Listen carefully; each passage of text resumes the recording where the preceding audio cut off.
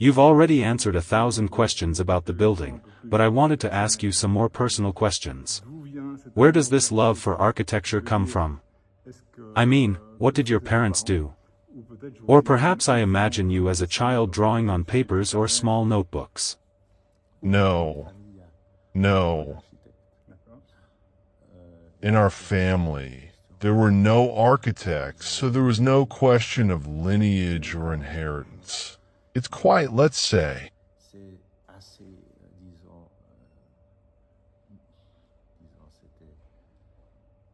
it wasn't predestined, as it is for many people.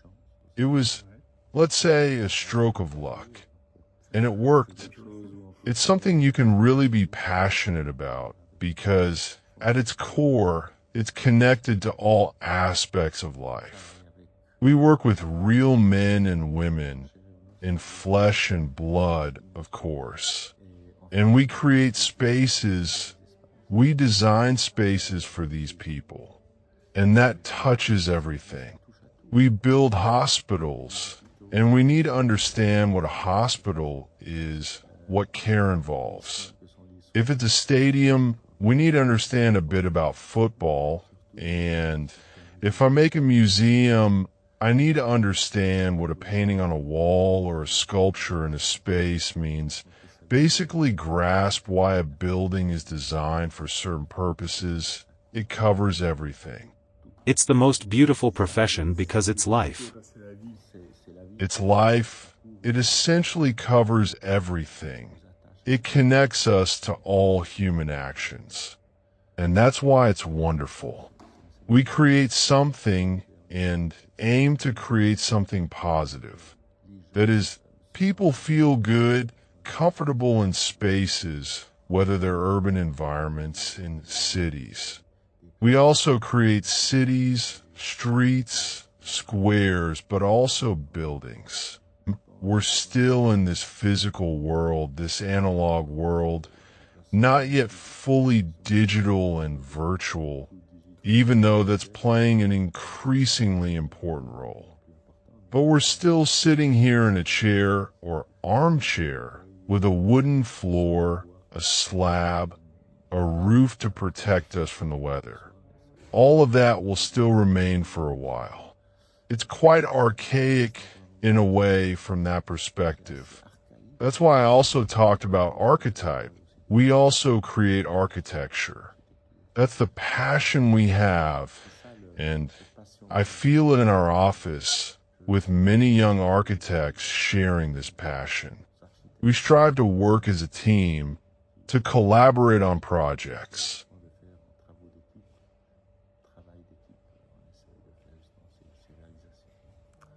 Your office is one of the largest worldwide. Do you still have a fixed office? How do you work? I imagine you switch from one project to another. Yes, I still have a fixed office, of course. It's still somewhat analog. But otherwise, it's a bit like playing simultaneous chess. You move from one project to another, trying to give good advice, guidance, doing this or that. That's how it works. There's a lot of movement. Yes, lots of traveling. Providing the right input at the right moment? Exactly, that's pretty much it. But you still need to keep the identity of each project. Exactly, because you shouldn't lose sight of what's essential. What's the core of the project, its content, its purpose.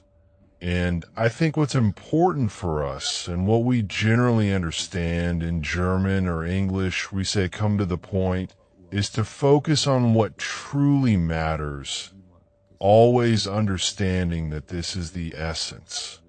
Flexibility is needed afterwards, but having a clear idea of the project's content or its core is vital. Do you often revisit the initial sketch? Yes, the initial sketch is a way of thinking. It's thinking with a pencil, by hand, creating something in space. We create spaces. And if I draw, I showed this to one of your colleagues. I said, I do it in 3 strokes, in 2, with just a few lines.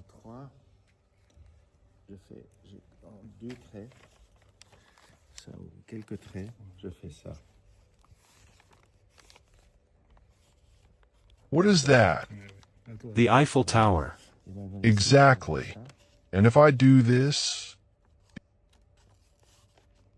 The Eiffel Tower upside down. yes, in plan.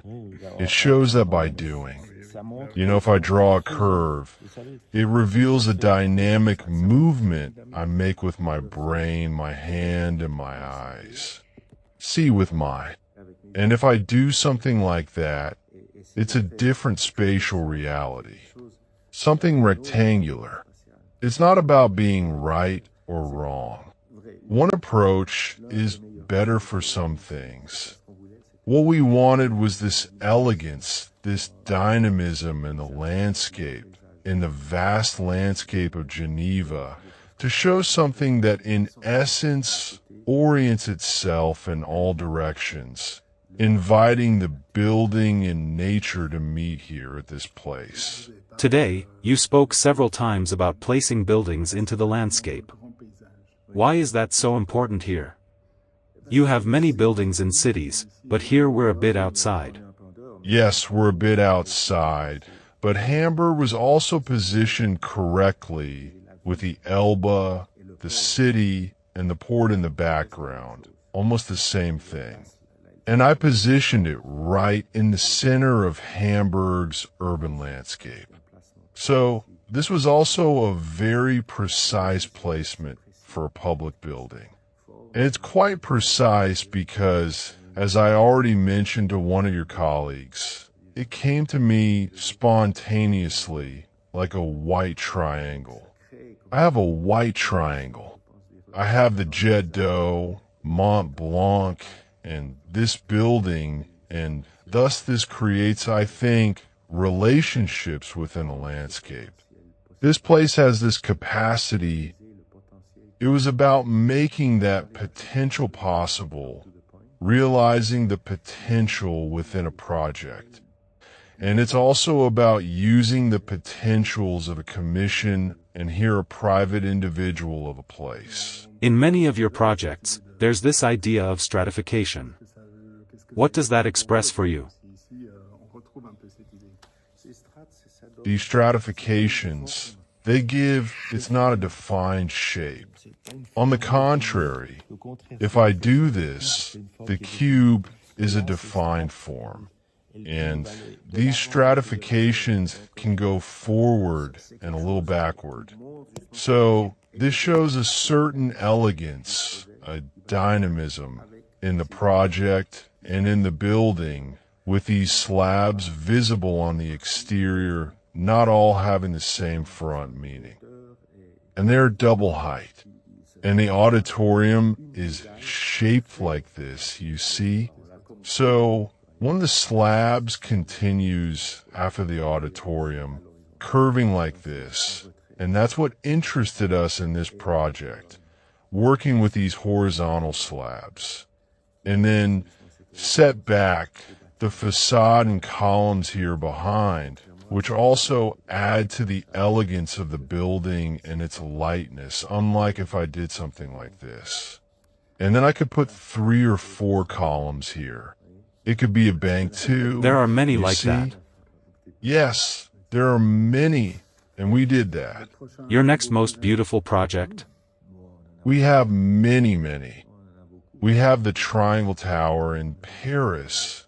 We have a project in Berlin, in a very important museum that I think will also have a positive impact on the city, on the fabric of the city.